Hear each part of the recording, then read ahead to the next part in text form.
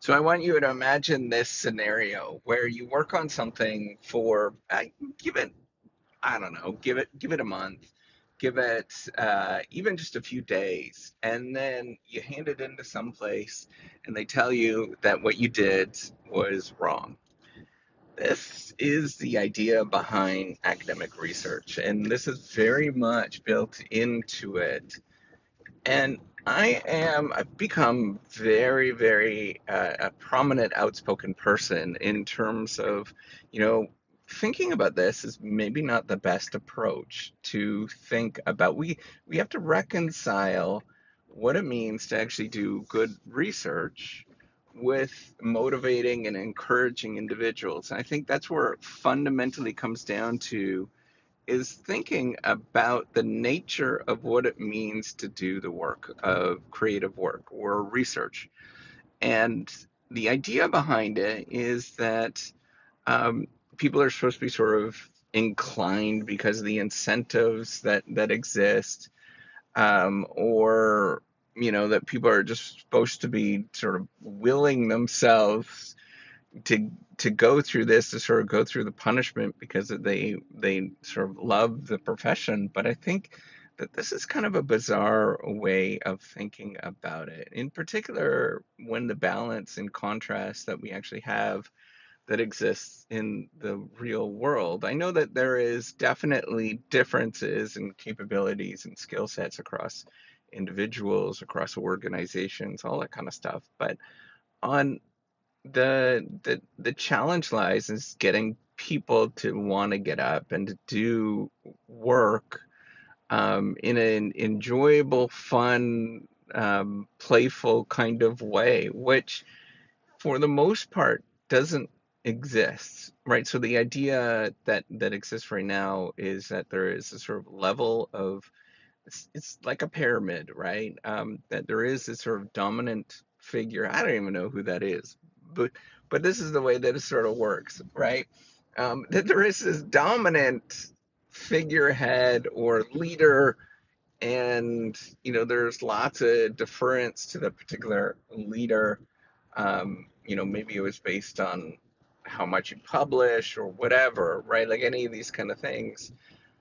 And for the most part, in my view, that doesn't work. And the reason why it doesn't work is that the majority of the people um, try to go into this kind of framework and they choose not to like it, and they sort of decide not to like it, and it's sort of set up in the sense of military competition, right? That the best wins. You're going through boot camp, and that boot camp never ends, and the best wins, or competitive sort of dynamic competitive nature, um, within the business environment and what that actually looks like, right? So or a competitive sort of setup where there's this kind of hierarchy, and everybody else sort of follows behind it.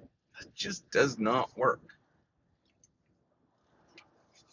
Why? It's just absolutely demotivating for, and you'll see it over and over and over again, the sort of structure and people that sort of that are built on that kind of structure, the sort of up or out structure.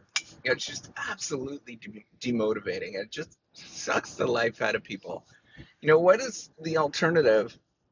I think this is where we really need to take a note from the business environment and sort of see what it is that they actually are doing, and really take a deep dive in terms of what this means, right? So what do? You inspire, you get people to feel like they're part of something bigger, you give repeatedly, like a lot of the stuff that seems somewhat second nature, or you create sort of supportive teams, that seems second nature, which, yeah, and I'm going to admit it's probably not in the business world as well, but we know some of these things, so I think that we can actually start implementing them, and it's not necessarily a resource thing. I don't think that that's actually it.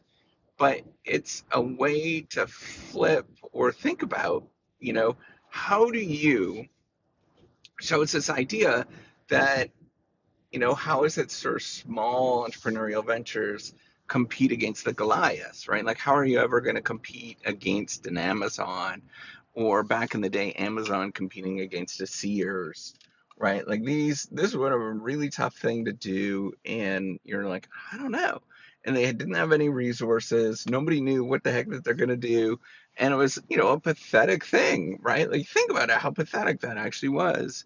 Well, that's where you need to take a step back, and you tell that story, and you have people collectively sort of see that it is us, our small little group against the world, right? And that small little group is sort of moving against the world and what it means. That's just a really hard thing to get people. I think the challenge lies within the structure of incentives that exist. And if anybody that is in the academic world kind of understands that it sort of pits people against each other. It's not necessarily that there is. Um, it's hard to work together because of the competitive nature that is pitted against each other in terms of doing, research. Your work comes at a cost to somebody else. And I know that seems like really ridiculous, but it's kind of true with how it's set up. How do we actually change this? I think, in my own view, is removing a lot of that competitive dynamic stuff that goes on, and think about how to create a supportive, helpful culture. That is just really hard to do. I'm going to put that up right up front. Very hard to do because you got to go against the grain. You actually have to be very supportive. There is just a lot that goes into it. Um, and it's a lot of selflessness, and you just don't want to do that, right? Like, it comes at a cost in the short term. It always comes at a cost of where you can go and what you could do by by doing these investments, right? The sort of investments in community, and investments in doing just things for the hell of it, right? Like, those things always come at a cost. Um, and the only way that, I don't know, I puzzle about this so much. The only way that I think it can work is to simply, just beat that down into people's minds. I know that that's a bad terminology, but just stress it repeatedly. It's us against the world. It's us doing something that hasn't been done before. We're an incredible group, and the only way that we can do this is by banding together. Um, that's just, in my view, an impossible thing, but I think that's it. I think that's how you build a community, how you build belongingness, um, and you honestly have to remove all of the outside validation stuff, put blinders on. Like, it's a real tricky thing that is not clear. But at the same time, I think it can be done with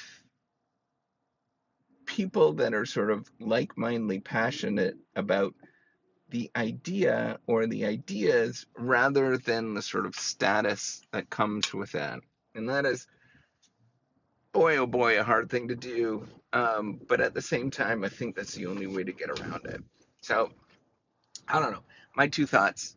Maybe somebody has something else that they'd like to add. All right, take care.